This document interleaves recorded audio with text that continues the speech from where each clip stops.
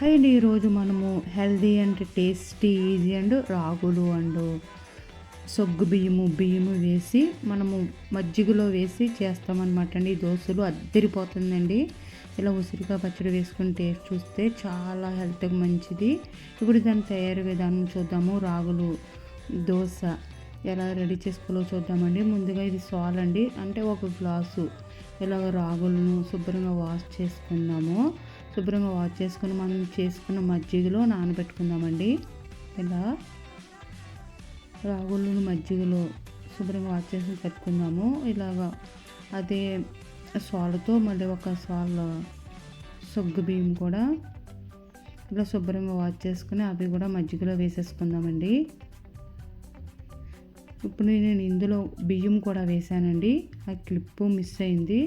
బియ్యం కూడా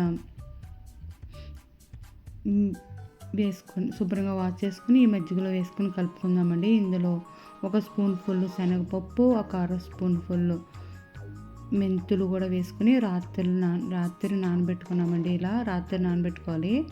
కనీసం 4 or 5 hours ఇలా నానితే బాగుంటుందండి. రాగులు బాగా నానితే చాలా బాగుంటుంది. ఇప్పుడు నేను రాత్రి నానబెట్టేసుకున్నానండి. ఇప్పుడు మార్నింగ్ ఇలా మిక్సీ జార్లో వేసుకొని కొద్దిగా వేసుకుంటూ మిక్సీ పట్టుకోవాలండి. ఇందులో మనము సొగ్గు బియ్యం వేయడం వల్ల చాలా జిగురుగా ఉంటుందన్నమాట. అందుకని ఇలా కొద్దిగా మిక్సీ జార్లో వేసుకొని ఇలా మనం మిక్సీ పట్టుకుందాము. ఇలాగా 3 times నేను మిక్సీ జార్లో వేసుకొని మిక్సీ పట్టుకున్నానండి. అలాగే మజ్జిగలో అట్లు కూడా చాలా బాగుంటుంది. ఇలా మనం చేసుకున్న మజ్జిగలో బియ్యం నానబెట్టుకొని అందులో రాగులు వేసుకుని వేసుకోవచ్చు. ఉత్తి బియ్యం కూడా వేసుకొని కొద్దిగా శనగపప్పు మెంతులు వేసుకున్న మజ్జిగలో అట్లు కూడా చాలా బాగుంటాయి. ఇలాగ రాగులు సొగ్గు బియ్యం వేసుకున్నాం కాబట్టి ఈ దోశలు కూడా చాలా బాగా వచ్చినాయండి. చలవ కూడా చేస్తుంది, హెల్త్కి కూడా చాలా మంచిది. ఇలా వేసవికాలంలో మనం వేసుకుంటే ఇలా మజ్జిగలో అట్లు వేసుకున్నాం కాబట్టి చాలా హెల్త్ బెనిఫిట్స్ ఉన్నాయండి. దీనివల్ల రాగుల వల్ల మజ్జిగ వల్ల చాలా హెల్త్ బెనిఫిట్స్ ఉంటాయి.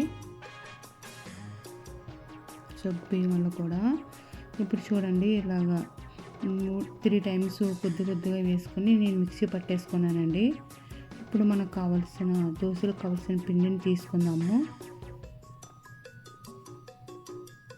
ఇలా పిండిని తీసుకొని వాటర్ వేసుకుని కలుపుకుందామండి పలుచగా.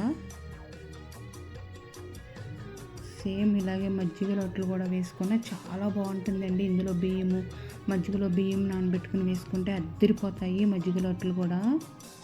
ఇప్పుడు రుచికి తగ్గ సాల్ట్ వేసుకొని వాటర్ వేసుకొని కలుపుకుందాము.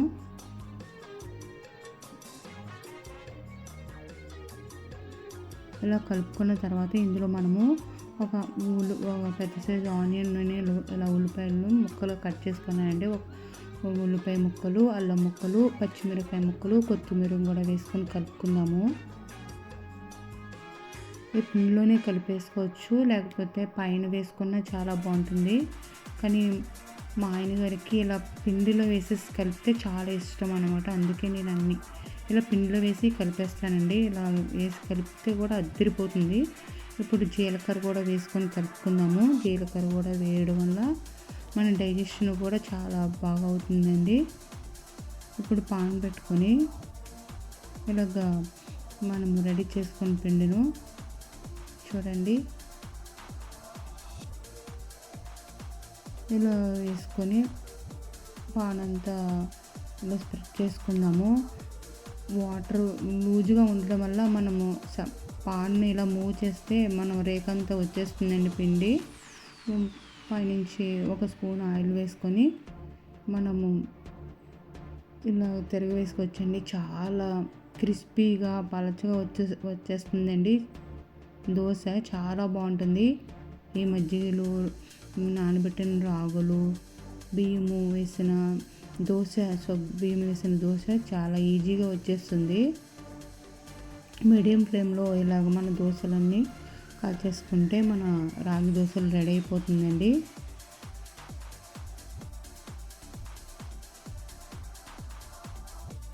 ఇలా ఇంకో దోశ వేసుకుందాము.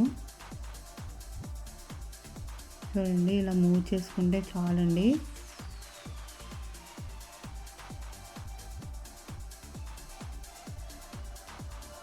కొంచెం పైనుంచి ఆయిల్ వేసుకుందాము.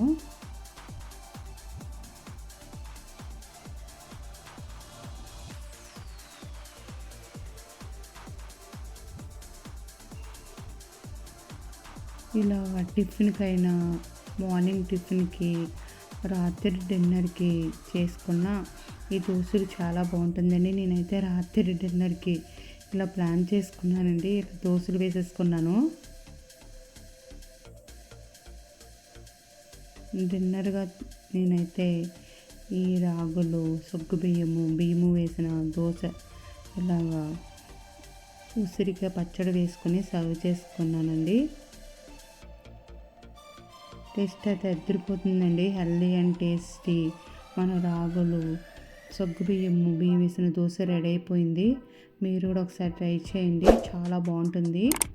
మీకు కనుక వీడియో నచ్చితే లైక్ చేయండి, షేర్ చేయండి, సబ్స్క్రైబ్ చేయండి.